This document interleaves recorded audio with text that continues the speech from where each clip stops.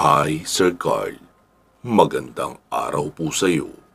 Ako po si Tong, 43 taong gulang.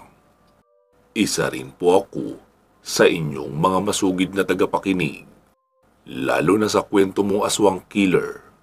Iyon talaga ang pinakapaborito ko dahil maliban sa napakahaba ng kwentong iyon, masasabing kumpletos ricados pa. Hindi makukulangan sa aksyon, sapat din ang timpla ng love story, comedy at pagmamahal sa pamilya at mga kaibigan. Kaya masasabi kong marami ring makukuhang mabubuting aral sa kwentong iyon.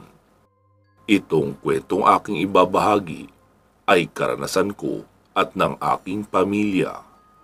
Taga Iloilo po kami, pero ngayon ay dito na nakatira sa Antipolo. Pangalawa ako sa 3 magkakapatid. Simulan ko muna, Sir Carl, ang kwento noong panahon ng aming kabataan. Ang aming ama ay mangingisda. Umaalis siya bago lumubog ang araw, tapos uuwi ng hating gabi. Hindi po sa tabing dagat mismo ang aming bahay. Maglalakad pa ng 10 minuto bago makarating doon at madaraanan ang malawak na lupain na Nyogan. Tuwing hating gabi ay sasalubungin namin ni Kuya Abner si Papa doon sa tabing dagat para tulungan sa pagbibitbit ng mga gamit at huli kung sakaling meron man. Sanay din naman kami sa lugar na iyon kaya hindi na kami natatakot kahit pa maglakad ng walang dalang pang-ilaw.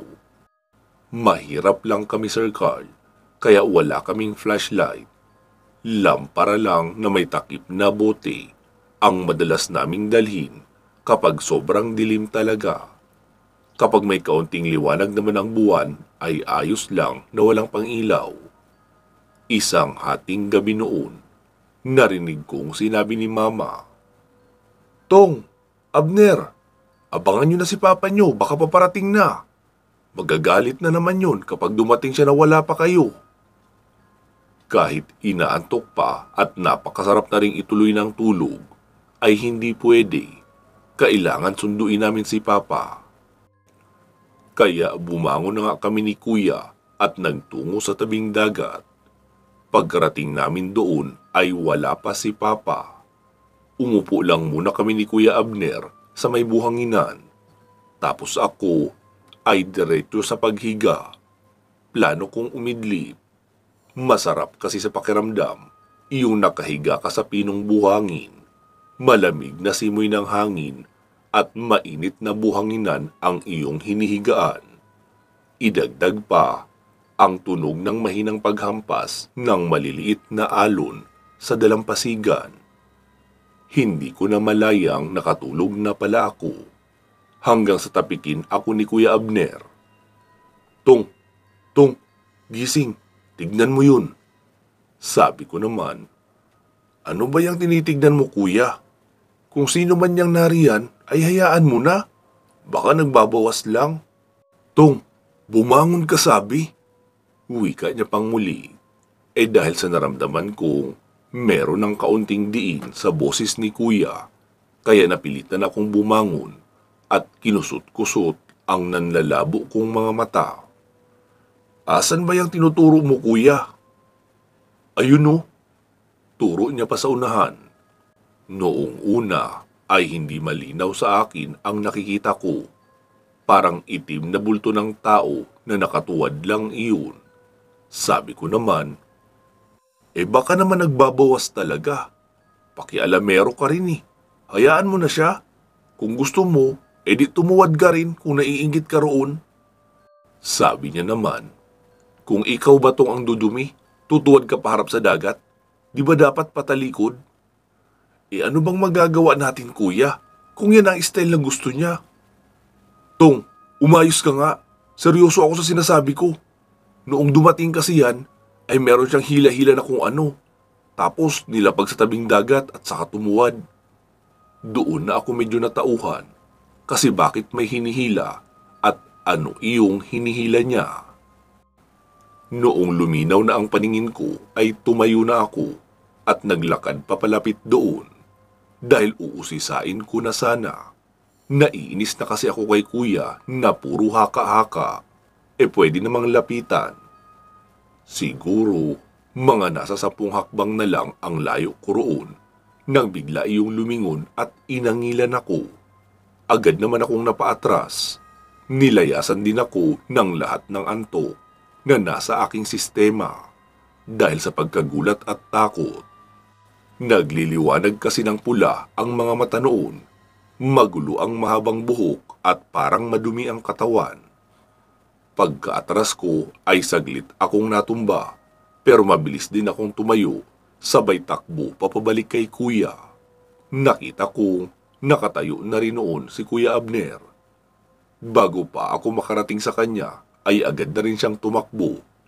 Pero imbis na pababalik sa bahagi ng Nyogan ang puntahan, ay binaybay lang namin ang gilid ng tabing dagat papalayo. Naisip kasi namin na kung sundan kami doon sa Nyogan ay mas delikado.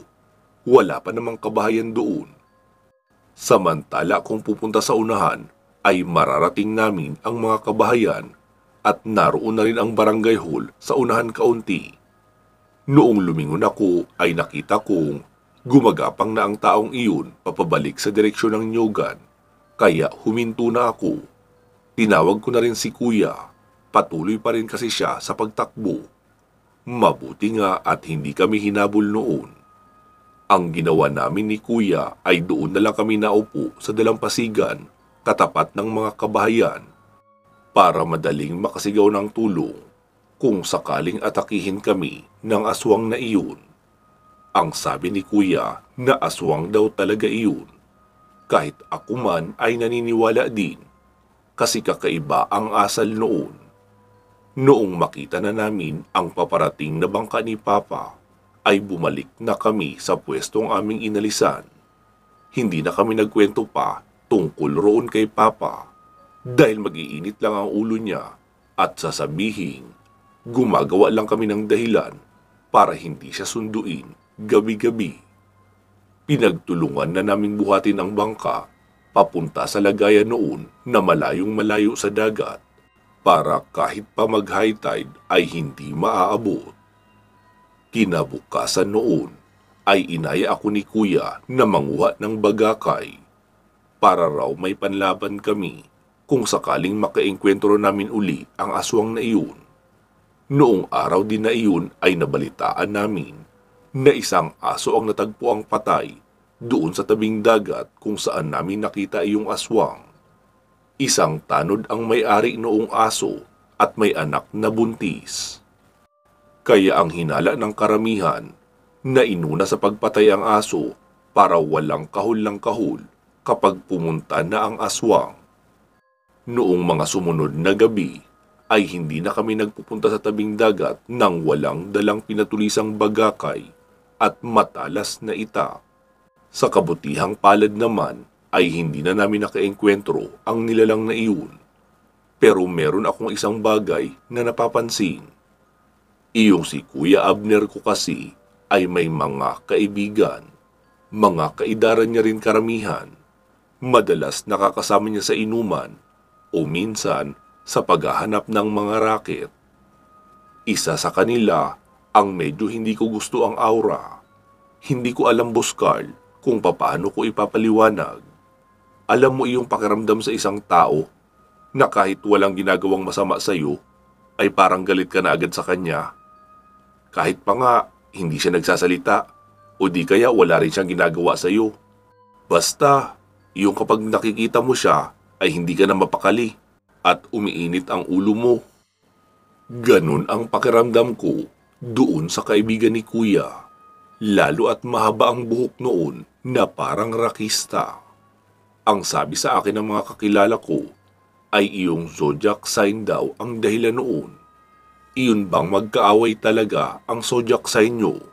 Halimbawa Gemini ka tapos ang taong iyon ay Scorpio. Hindi daw talaga iyon compatible.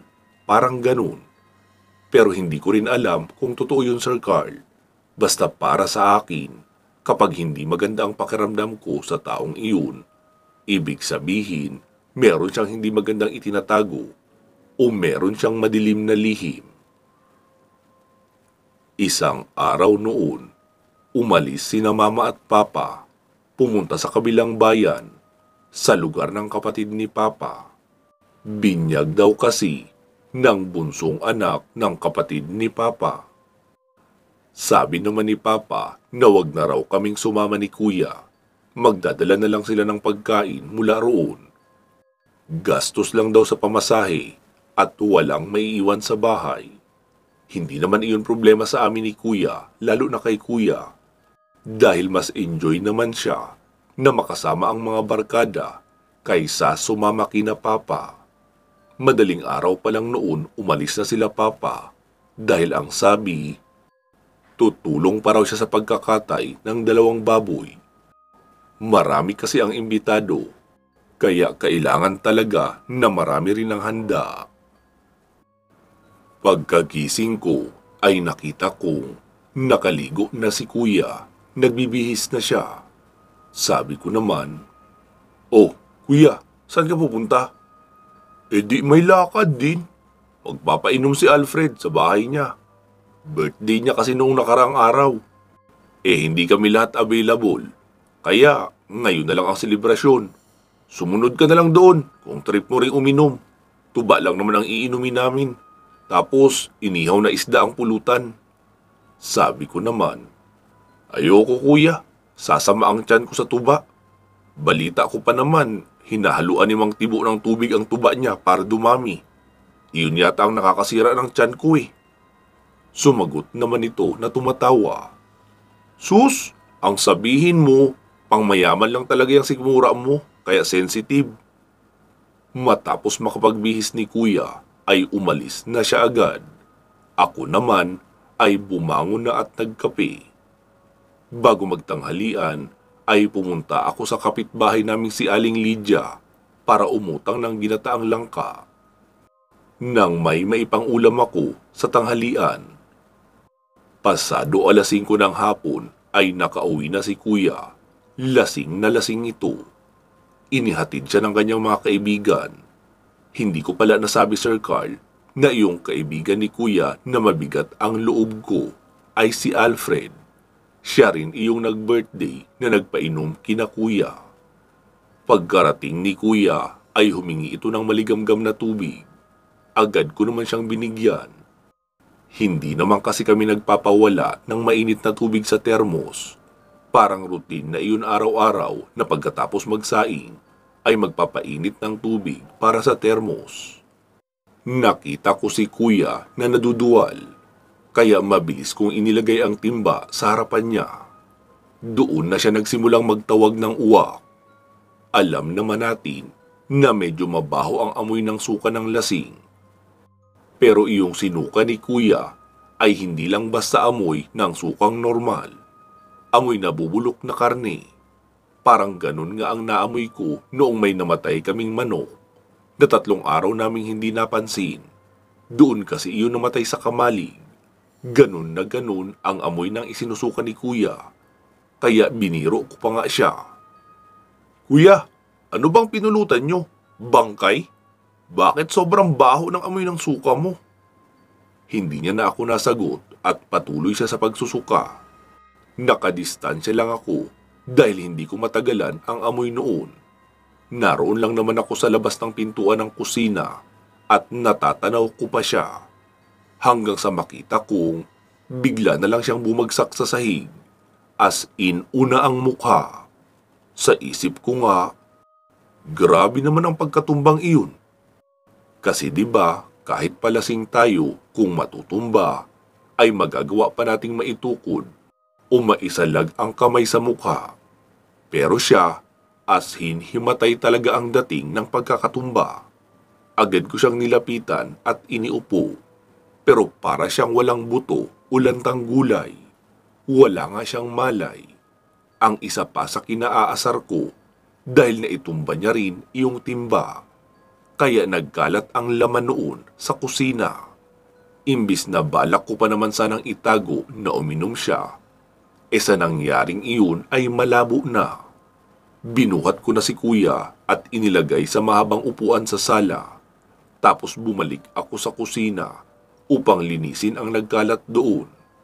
Hindi pa nga ako tapos maglinis ay narinig ko na napaparating sila papa. Lagot, huli na talaga si kuya.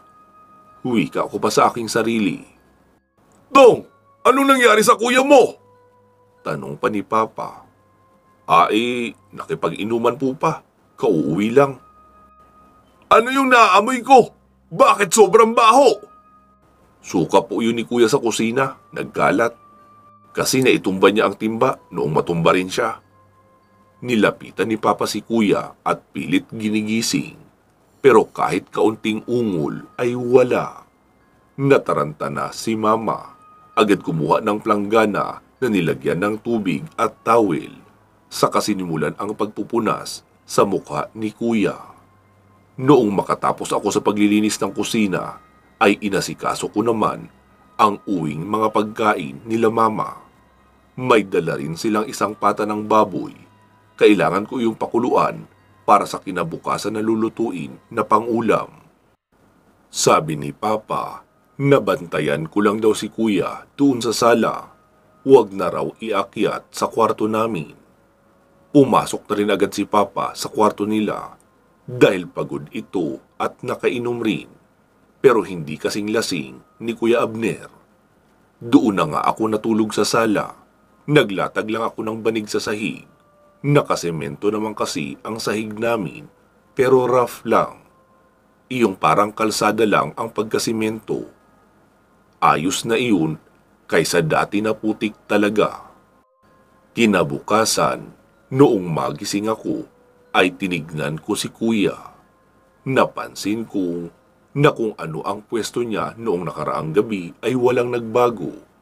Ano yun? Hindi talaga siya gumalaw sa buong magdamag? Pumunta ako sa kusina para maghilamos. Tapos noong pagkabalik, ay binuksan ko ang pintuan at bintana para pumasok na ang liwanag. Medyo madilim kasi sa loob ng bahay namin kapag nakasarado ang pintuan at bintana. Doon na ako kinabahan dahil nag-violet na ang labi ni kuya.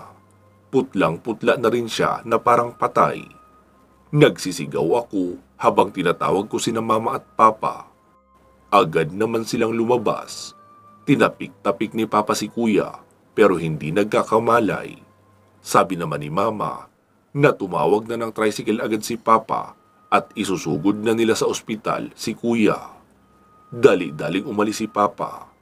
Pagkabalik ay kasama na ang kumpare niyang tricycle driver. Si mama at papa na ang magkasama na nagdala kay kuya sa ospital. Dahil maraming kakilala si mama na sa ospital nagtatrabaho, magagamit niya ang koneksyon niya para maasikaso agad si kuya.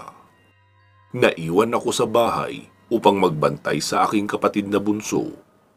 Hapon na noong bumalik si mama. Ayon pa sa kanya ay may malay na raw si kuya pero sobrang hina pa rin. Tapos muli iyong nagsuka. Sabi ni mama na iuuwi na raw kinabukasan si kuya. Mukhang walang masabing matino ang mga doktor sa ospital. Ipapadextrose na lang nila si kuya ng 24 hours para makarecover ang katawan. Masyado raw kasi itong na-dehydrate dahil sa pagsusuka ng marami. Kinabukasan nga noon ay iniuwi na nila sa bahay si kuya. Nagtataka ako dahil napakalaki ng ipinagbago ng itsura ni kuya. Parang biglang natuyo ang katawan niya at pumayat. Humpak na rin agad ang mga pisngi. Tapos ang mata ay mapula na parang may namumuong dugo. Sabi daw ng mga doktor ay dalhin sa mga private hospital para masuri. Sabi naman ni Papa na wala kaming sapat na pera para doon. Kaya iniuwi niya na lang si kuya. May duda kasi siya na hindi na iyon problemang medikal, kundi may kinalaman na sa kababalaghan. Pagkarating lang ni kuya sa bahay ng 3:00 ng hapon, ay umalis din agad si Papa upang magsundo ng isang albularyo. Pagkarating ng albularyo ay agad noong sinuri si kuya tapos iiling-iling. Nayanggaw ang anak mo, Pedro. Saan ba ito dumayo? Wika pa ng albularyo. Sabi naman ni Papa, hindi naman yan dumayo, Tang. Nakipag-inuman lang yan sa mga barkada niya na taga rito lang din. Eh di may sumalisi sa kanila na aswang at niyanggaw sila. Muling umalis ang matandang manggagamot upang kumuha ng mga gagamitin niya sa panggagamot. Bumalik iyon nang pasado na 7:00 ng gabi, tapos saka na sinimulan ang panggagamot. Hindi na ako nanood sa mga pinaggagawa noon dahil naroon ako sa kusina, nakatutok sa pagluluto kasama ang bunso kong kapatid. Makalipas ang 3 araw nang pabalik-balik ng manggagamot sa bahay namin, ay sinabi noon na ayos na raw si Kuya, magpapahinga na lang. Ipinahatid ni Papa sa bahay ng manggagamot ang isang lilitsuning laki ng baboy namin bilang pasasalamat daw iyon sa paggamot kay Kuya. Hindi naman tumanggi ang manggagamot noong ibigay ko iyon at itali sa loob ng kanyang bakuran. 1 linggo ang nakalipas. Gumaling na ng tuluyan si Kuya. Dumalaw siya sa bahay ng kanyang mga kaibigan. Doon niya palang nalaman na 2 sa kaibigan niya ay patay na. Ang isa ay nawawala, tapos ang pang-5 ay si Alfred. Maayos naman daw si Alfred, pero ang sabi sa kanya na nagkasakit rin daw ito, kaya nagtungo daw sa ibang lugar para magpagamot sa isang kilalang albularyo. Pero ayon pa kay Kuya ay hindi siya naniniwala dahil walang nagbago sa itsura ni Alfred. Hindi naman ito mukhang nagkasakit. Hindi kagaya ni Kuya na kaunting pagpayat na lang ay magmumuka ng bangkay. Kaya ang duda namin, si Alfred ang aswang na nanghawa kina Kuya. Pero mabuti dahil natuto na rin si Kuya. Hindi na siya sumama pa kahit kailan kay Alfred sa tuwing mag-aaya ito ng inuman, pero magkaibigan pa rin naman sila. Madalas pa rin silang magkasama na tumambay o mamasyal. Lalo na kung merong mamamataang bagong chicks sa lugar namin. Isang araw, dumating ang isang taga sa amin na galing ng Bacolod. Taga sa amin ang lalaki, tapos taga Bacolod ang kanyang napangasawa, kaya doon na sila nanirahan sa Bacolod. Sa hindi ko alam na dahilan, bumalik sila sa lugar namin at doon na raw permanenteng maninirahan. Ang panganay nilang anak ay nasa 19 na taong gulang. Si Kuya ko noon ay nasa 21 taong gulang na. Ako naman ay 18. Maliban sa bagong mukha para sa mga taga sa amin, yung dalaga, masasabing angat din talaga ang ganda noon sa pangkaraniwan. Kaya naman, palaging laman ng usapan ng mga kalalakihan. Halos gabi-gabi rin ang mga dumadalaw na mga kalalakihan upang bumisita at mangharana. Kasama na doon si Kuya Abner at si Alfred sa gabi-gabing dumadalaw doon sa dalagang si Crisanta. Sabi ni Kuya sa akin, nakita niya na raw ang babaeng papakasalan niya at makakasama habang buhay. Sabi ko naman sa kanya, ayos yan Kuya, ganyan din ang sabi noong 10 lalaki, nakasabay mo sa panliligaw, pati na si Alfred. Kakamot-kamot naman si Kuya ng ulo. Mukhang tagilid nga raw siya kasi mahirap lang kami. Madalas suman o mga kakanin lang ang pasalubong niya kapag dumadalaw, samantalang ang mga karibal niya ay mga mamahaling tsokolate. Sabi ko naman sa kanya, plano niyo bang paiksiin ang buhay ng babaeng iyon? Bakit puro matatamis ang regalo niyo? Sabi naman ni Kuya, anong ibibigay ko? Huwag ka kayang gumaya sa mga karibal mo. Umisip ka ng regalo na kakaiba at mapapakinabangan ng buong pamilya. Halimbawa, magdala ka ng 1 kilong isda. Samahan mo ng talbos ng kamote, tanglad at kalamansi. Siguradong hindi lang ang dalaga ang matutuwa sa iyo, kundi buong pamilya. Hindi ko alam kung siseryosohin ba ni Kuya ang sinabi ko. Pero kinabukasan, nakita ko siyang nangunguha ng tanglad malunggay at kalamansi sa likuran ng bahay namin. Ang sabi niya, dadalhin niya raw iyon sa bahay ng dalaga. Sabi ko naman, di ihatid mo na yan ngayon. Alangan naman mamayang 8:00 pa pagdalaw mo, saka mo yan ibibigay. Di tapos na sila maghapunan noon. Oo nga no, wika pa ni kuya. Pagkakuha niya ng kalamansi, ay agad niya nang inihatid sa bahay ng dalaga iyong pangulam. Pagka-uwi ay tuwang-tuwa siya dahil todo pasalamat daw sa kanya ang dalaga dahil wala talaga silang ulam. Maging ang nanay ay nagpasalamat rin daw. Kinagabihan, pasado 8:00, ay pormang-porma si Kuya Abner para mamisita sa dalagang si Crisanta. Tapos pasado 10:00 ay nakauwi na. Todo pasalamat naman sa akin. Napakagaling daw ng ideya ko. Kasi dahil sa regalo niyang pangulam, ay priority siya ng dalaga. Noong dumating nga raw siya, ay wala pang pinapapasok na manliligaw. Tapos sabi sa kanya ng ibang mga kalalakihang naroon na hindi siya welcome dahil sariling itlog lang daw ang dala niya. Pero laking gulat ng lahat dahil noong makita siya ng dalaga ay siya ang unang pinatuloy. Nag-usap sila hanggang bago mag 10:00. Tapos sinabi na sa ibang manliligaw na saka na lang ulit dahil matutulog na ito. Huwag na rin daw munang babalik sa linggong iyon dahil hindi maganda ang pakiramdam ng kapatid. Kailangan nilang magpahinga palagi ng maaga. Pero si kuya daw ay sinabihang dumalaw pa rin. Sa likuran na lang ng bahay dumaan para hindi makita ng ibang mga manliligaw. To make the story short, Sir Carl, naging magkasintahan si Kuya Abner at iyong dalagang si Crisanta. At nakakailang buwan pa lang silang magkasintahan ay nabuntis na ito agad. Kaya madalian ang pagpapakasal nila. Muling nagdesisyon ang mga magulang ni Crisanta na bumalik sa Bacolod. May offer daw kasi na trabaho para sa ama nito at ayaw din naman ng asawa na mawalay. Kaya kung nasaan ang tatay ni Crisanta ay naroon din ang nanay niya. Kaya imbis na sa amin titira sina Kuya Abner at Crisanta, doon na lang sila nanirahan sa bahay nila Crisanta. Bagong pagawa pa lang din naman iyon noong dumating sila sa lugar namin. Isang araw noon, naroon sina Kuya Abner at Crisanta sa bahay namin, dumalaw. Galing daw sila sa health center, nagpa-prenatal check-up.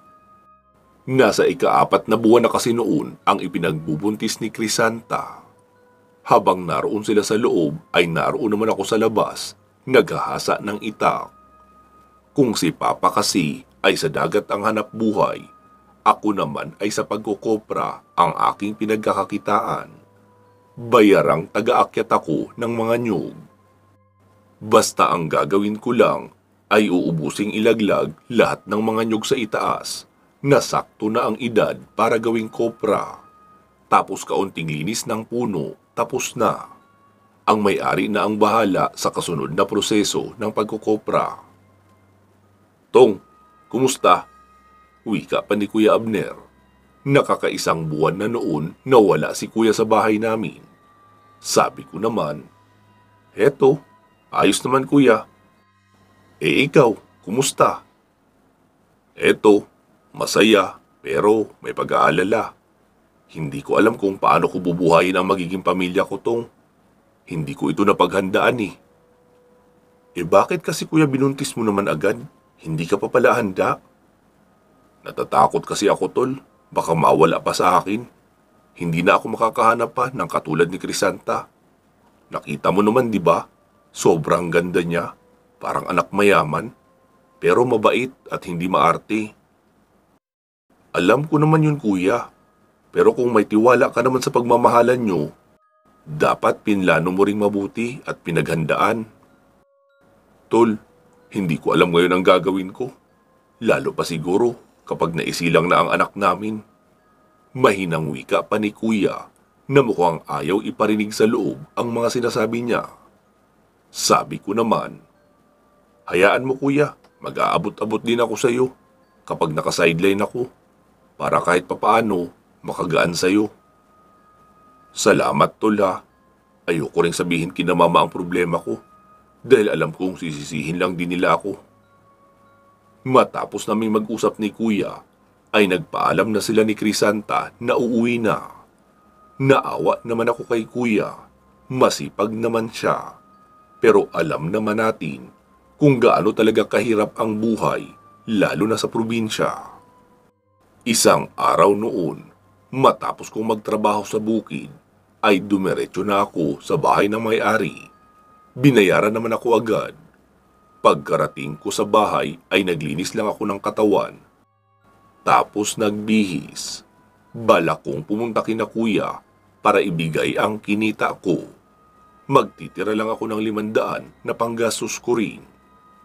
Malayo pa lang ako ay nakikita ko na si Alfred na nasa pintuan ng bahay nila kuya, kumakato. Pero palad ang gamit. Ibig sabihin, kinakalampag niya ang pintuan. Sa itsura niya ay hindi maganda ang dating ng kanyang approach. Narinig ko pagkalapit ang sabi niya, "Ano ba, Crisanta? Papasukin mo ako? May karapatan ako pumasok sa bahay na iyan dahil bahay rin niya ng kaibigan ko." Sumagot naman sa loob si Crisanta, "Ano ba, Alfred? Hindi ka nga pwede pumasok dito. Wala naman si Abner. Bumalik ka na lang mamayang hapon pagka-uwi niya." "Crisanta, buksan mo ito! Ikaw ang kailangan kong makausap, hindi ang walang kwenta mong asawa. Hindi kayo bagay ni Abner. Ako ang dapat na sinagot mo. Buksan mo na ang pinto na ito nang mapatunayan ko sa iyo ang sinasabi ko." Pasigaw na wika pa noon, kasunod ng malalakas na pagpukpok sa pintuan. Doon na ako lumapit ng tuluyan. "Oh, pare, narito ka pala." "Uy, Topper, ikaw pala." Sir Carl, hindi ko pala nasabing Christopher ang totoo kong pangalan, kaya Tong ang palayaw ko sa bahay. Sa ibang tao naman ay Topher ang tawag sa akin. "Oh, Alfred, bakit ka narito?" "Ay, dinadalaw ko lang si paring Abner." "Ah, talaga? Narinig kong sinabi ni Crisanta na wala si kuya ah. Pero tuloy ka pa rin sa pagkalampag ng pinto. Ano bang problema mo?" Galit ko pa na wika. Sumagot din siya ng galit. "Pakialam mo ba?" "May pakialam ako dahil hipag ko ang ginugulo mo."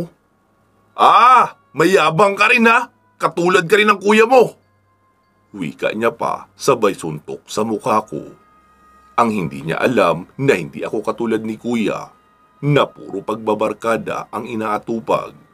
Madalas akong tumambay sa kakilala kong taga-bukid na magaling magboxing.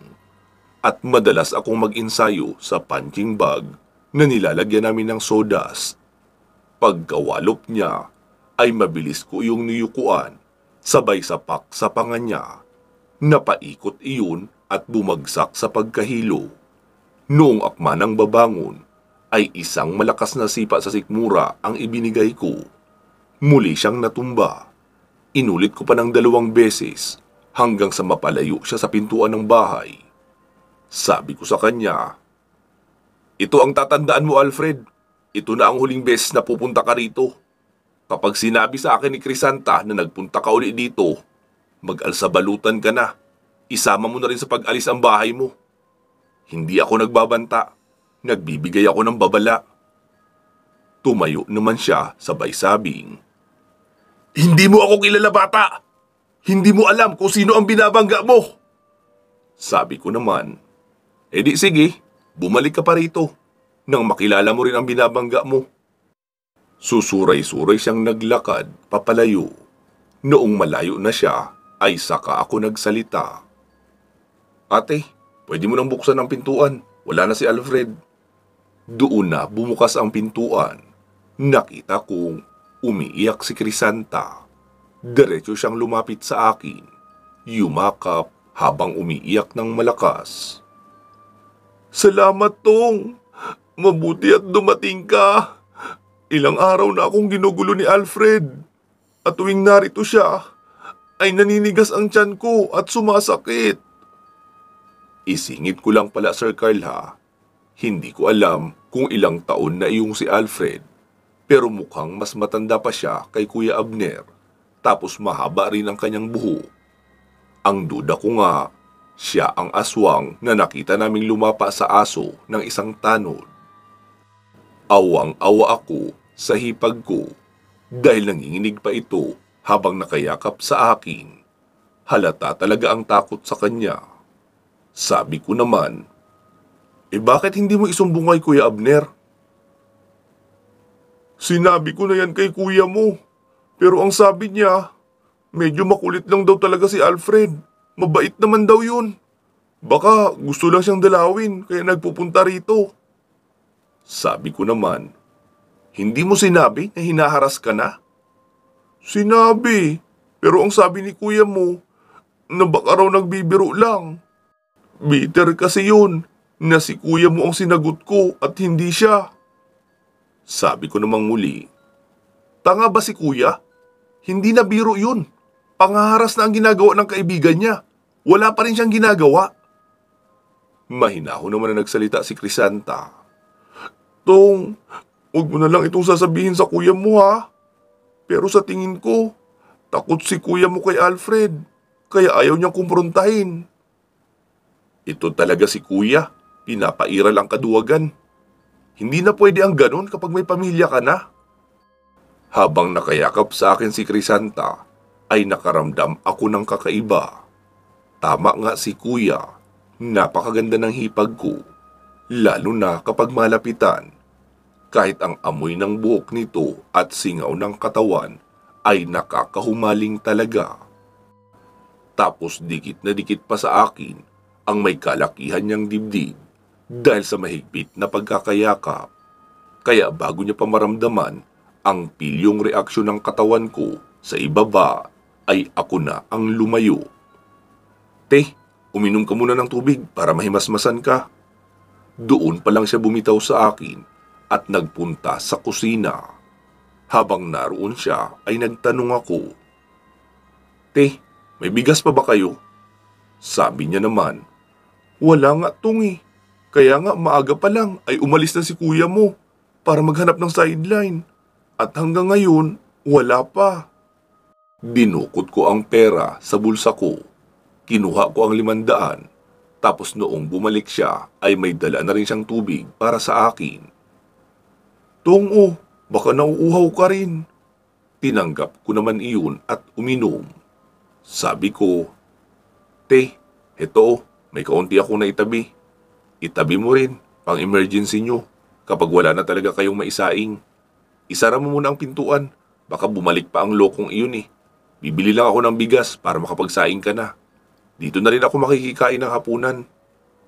Hindi pa siya nakakasagot ay lumabas na ako at sinenyasan siya na magsara na ng pintuan. Noong makita kong nakasara na ay nagtungo na ako sa tindahan sa unahan.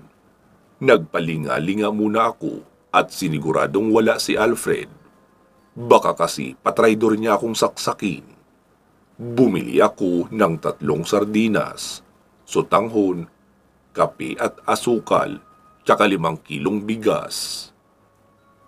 Matapos makapamili, ay nagmadali na rin ako sa pagbalik sa bahay nila Kuya Abner. Nakita ko rin na may papaya sa loob ng bakuran nila, kaya kumuha na rin ako para maihalo sa lulutuing gisadong sardinas na may sotanghon. Nakakahiya naman sa'yo, Tong. Ikaw na nga ang bumili ng bigas, pati ulam, ikaw pa. Ano ka ba, te? Pamilya tayo, di ba? Kaya dapat nagtutulungan. Tsaka, bilog ang mundo, te. Maaaring sa ngayon, kayo ang naghihirap. Tapos, pagkalipas ng 5 taon, mayaman na kayo. Ako naman ang walang-wala. Di, hindi ako mahihiyang lumapit sa inyo upang humingi ng tulong o kahit makikain man lang.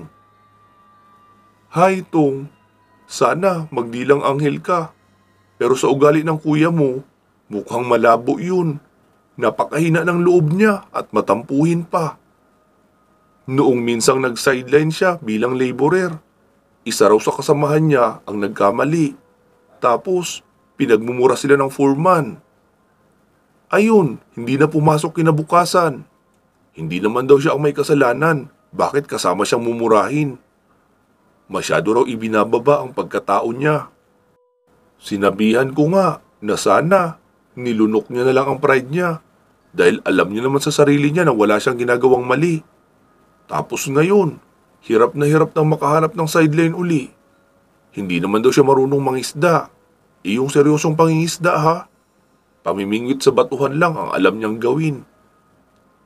Isa pang ulam nga lang na 2 kainan ay kulang pa ang huli niya kapag namimingwit siya. Pagpasensyahan mo na ang kuya ko, te. Papasaan ba at matututo rin yan? Bakit ikaw, Tong? Wala ka pa ngang asawa at mas bata sa kuya mo, ay marunong ka na sa buhay. Balita ko nga, matagal ka na sa pagiging taga-akyat mo ng nyog.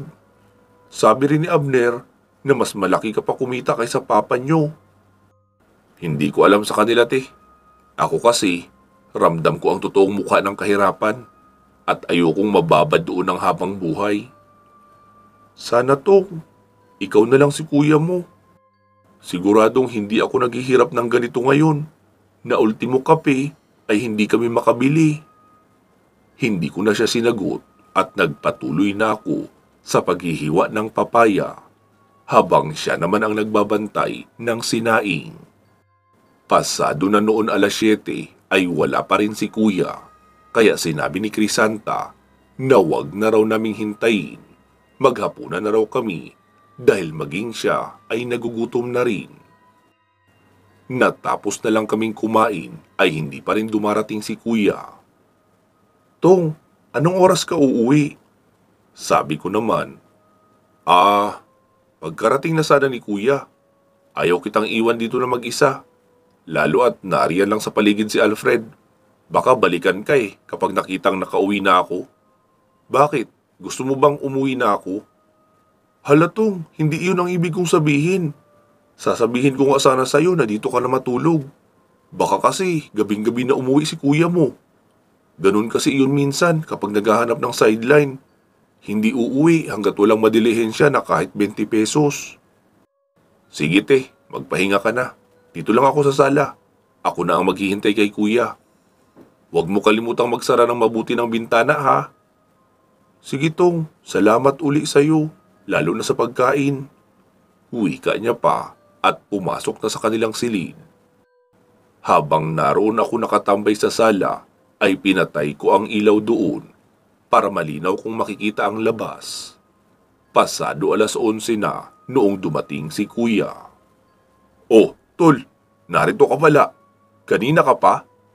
Sabi ko naman, oo kuya, pasado 3:00 pa lang ng hapon, narito na ako. Kuya, hinaharas ni Alfred ang asawa mo ah. Ang sabi ni ate, sinabi niya na raw sa'yo, pero wala kang ginawa. Sabi mo raw na nagbibiro lang ang tao. Oo nga, tama ka. Ganun nga yun. Mapagbiro talaga yung si Alfred. Biro ba yun kuya? Pumupunta siya dito kapag wala ka at nagpupumilit pasukin ang bahay niyo? Harassment na yun kuya at kawalang respeto sa'yo. Bigla akong nilapitan ni kuya at itinulak. Ano bang gusto mong gawin ko? Makipagsapakan ako ng walang matibay na dahilan? Hindi mo ba alam na si Alfred ang pinakamatapang sa grupo namin? Hindi yun takot sa basagan ng mukha.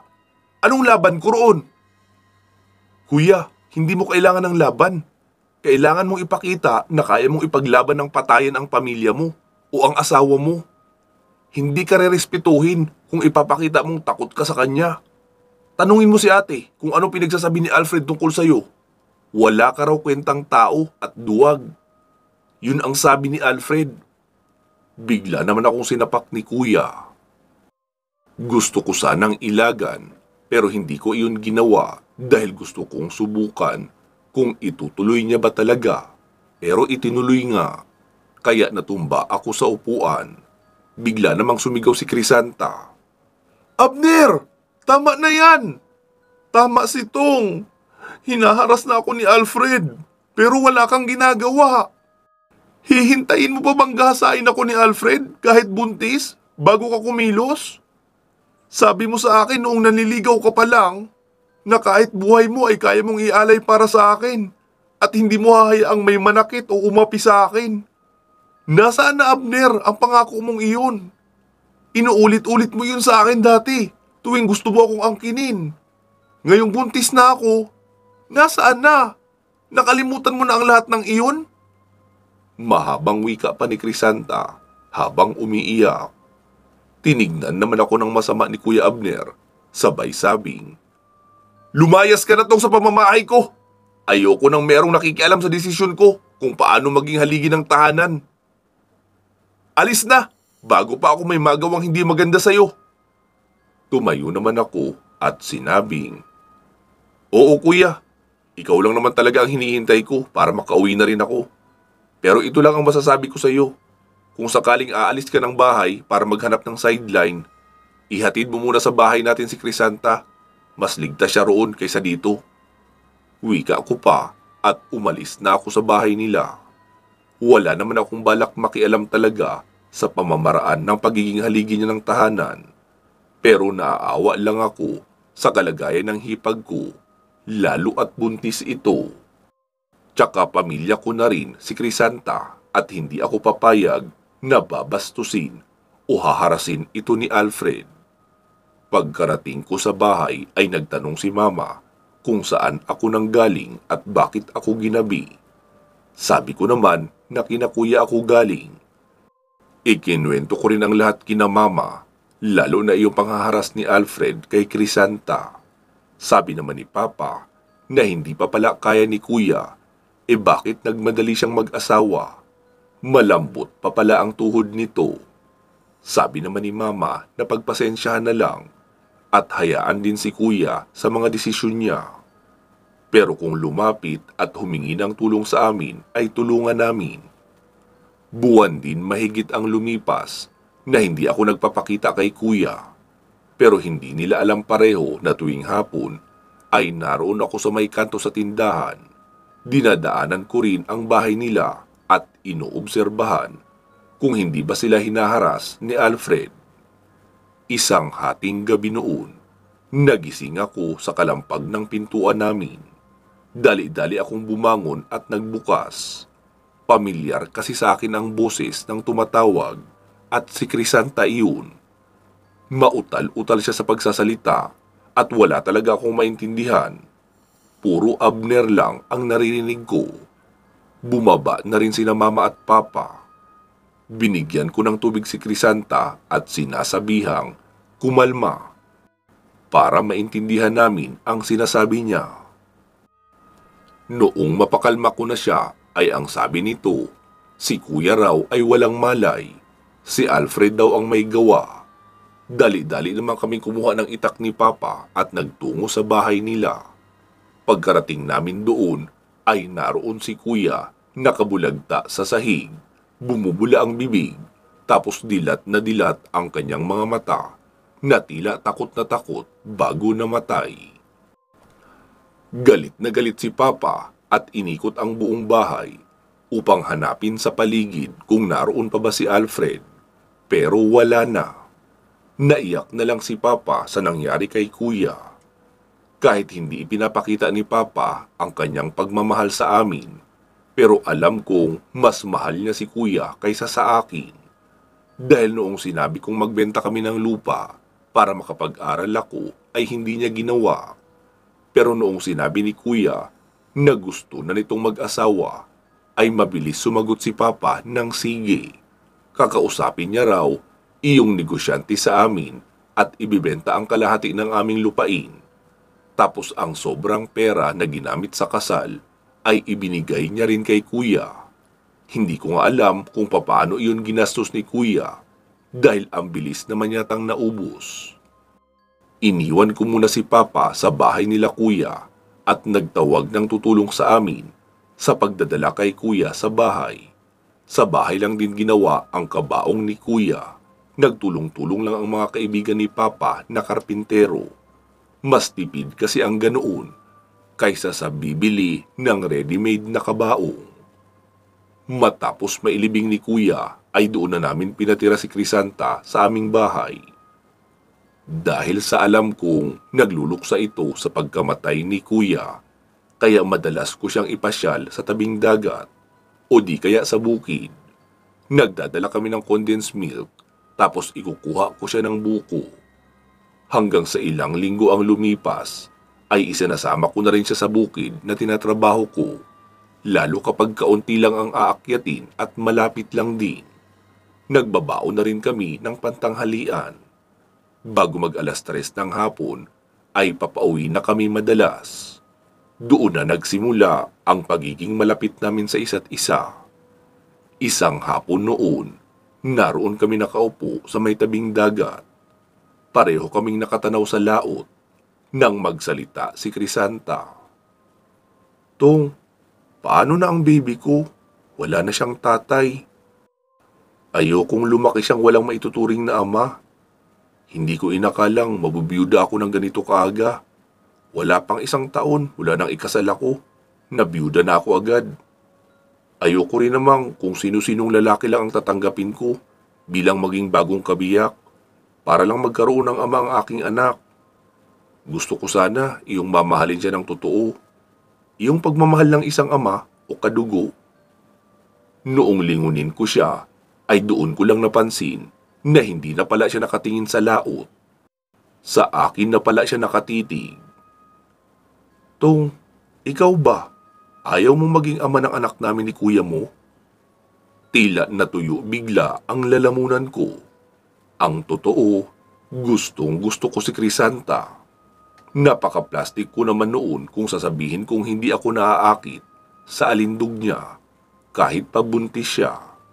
Pero noong panahong buhay pa si kuya, ay mas mahalaga sa akin ang kuya ko kaysa sarili kong nararamdaman.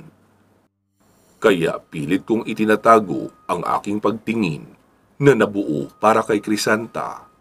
Pero ngayon na ang pagkakataon na mismo ang nag-o-offer sa akin, hindi ko na ito tatanggihan. Wika ko pa sa isip ko. "Gusto." Maiksing sagot ko pa. "Ha? Anong sabi mo?" Paglilinaw niya pa na tanong. Gusto mo malinaw? Heto, makinig ka. Gustong-gusto kitang maging asawa, Crisanta, at maging ama ng anak niyo ni kuya. Parang anak ko na rin yan, dahil kadugo ko yan eh. Kaya hindi mahirap sa akin na ituring yan bilang sarili kong anak. Bigla niya akong hinalikan sa labi, pero dampi lang. Kasabay ng masaganang pagtulo ng luha. Niyakap ko na rin siya at sinabing, huwag na siyang umiyak.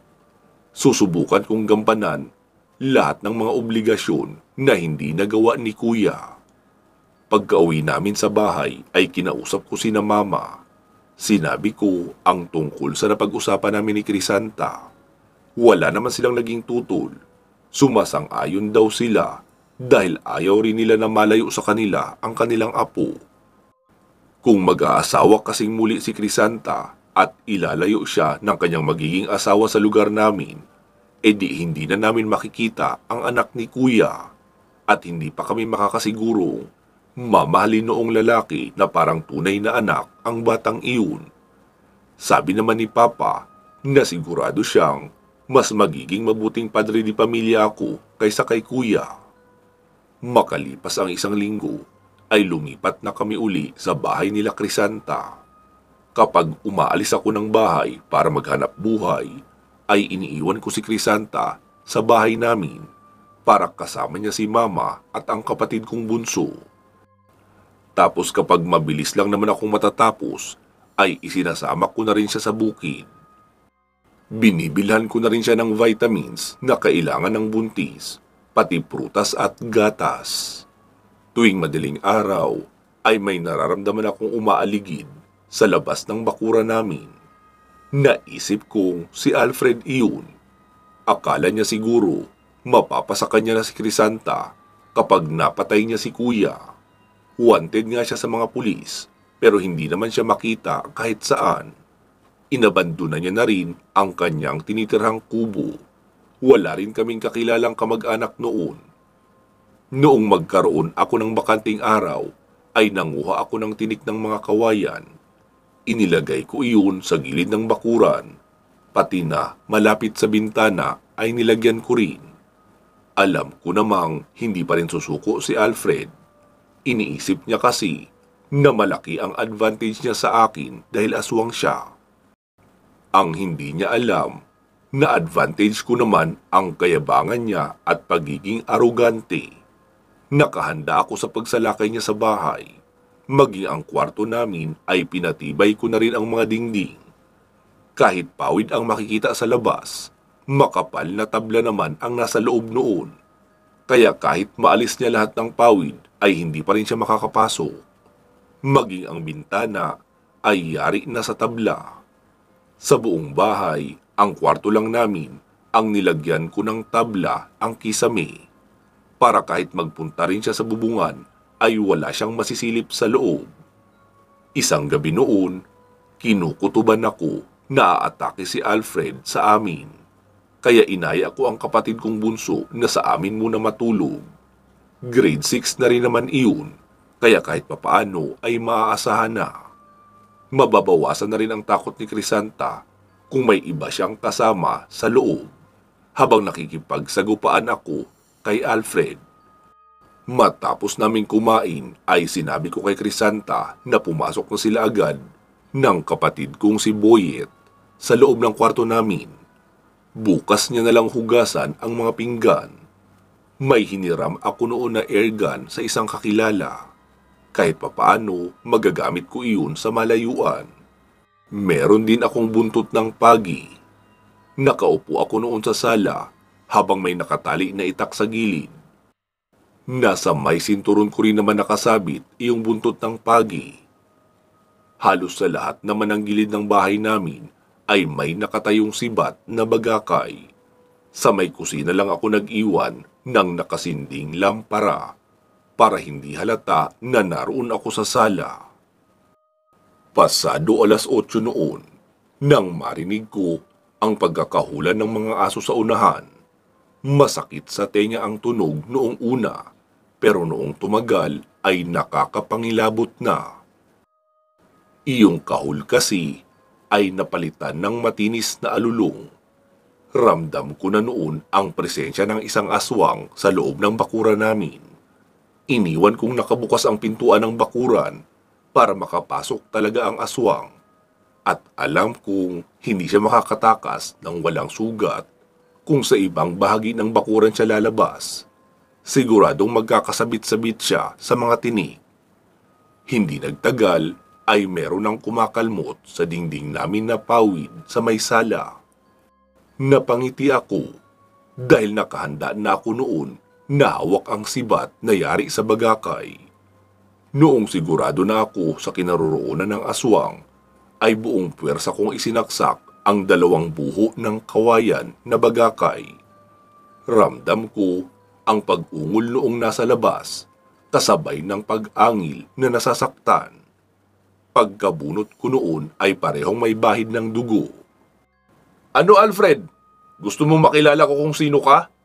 Ayan na, kilala na kita. Aswang ka. Muling umangil ng malakas ang aswang at nagpaikot-ikot sa bahay.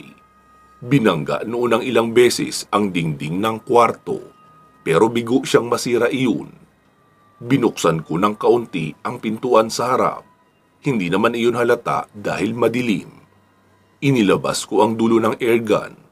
Noong huminto ang isang malaking aso sa labas, ay mabilis kong inasinta ang ulo noon. Napaiyak iyon na parang tunog ng isang aso. Mabilis kong ibinaba ang airgun sabay sabing, Boyet! Ilak mo muna itong pinto dito sa harapan! Agad namang lumabas ang kapatid ko mula sa silid at noong malapit na siya sa pintuan ay saka na ako lumabas. Inihanda ko na agad ang buntot ng pagi bago pa ako makalapit. Sa isang iglap ay hindi na iyon malaking aso. Mabalahibong tao na ang naroon at mahaba ang buhok. Katulad noong nilalang na nakita namin ni Kuya sa tabing dagat na may nilalapang aso. Mabilis iyong umatake sa akin. Pero mabilis ko rin siyang sinasalubong ng paghampas ng buntot pagi sa mukha, sabay ilag. Tila nanggigigil iyon at gustong-gusto na akong makumbabawan kasi panay ang talon ng paglusob sa akin. Pero mabilis ko naman siyang naiilagan, sabay iwan ng isang malakas na hampas ng buntot pagi. Noong mapagod na ako sa kakailag, ay inilabas ko na ang nakahanda kong itak sa tagiliran. May nakapahid roon na lana na hiningi ko doon sa manggagamot. Kaya walang panama daw doon ang kabal ng isang aswang. Noong makita ko siyang papatalo na sa akin, ay hindi na ako umilag. Sinalag ko ng aking kaliwang kamay ang kanyang paghampas na gamit ang kanyang kanan. Tapos diretso ko isinaksak sa dibdib ang hawak kong itak. Natigilan iyon sa pagkilos na tila nagulat pa na bumaon sa kanya ang itak. Binunot ko iyon at isinaksak pa ng isang beses. Doon na siya napaluhod sa harapan ko. Akala ko ay mamamatay na siya, pero gumapang pa papunta sa may pintuan ng bakuran. Hinayaan ko na lang din para hindi mamatay sa loob ng bakuran ko. Ang sabi kasi ng albularyong nagbigay sa akin noong lana, na kapag nasaksak ko raw ng itak ang aswang na may nakapahid na lana, ay magagawa pa rin noong makauwi sa kanyang tahanan o makapunta sa kabundukan. Pero hindi na iyon magtatagal.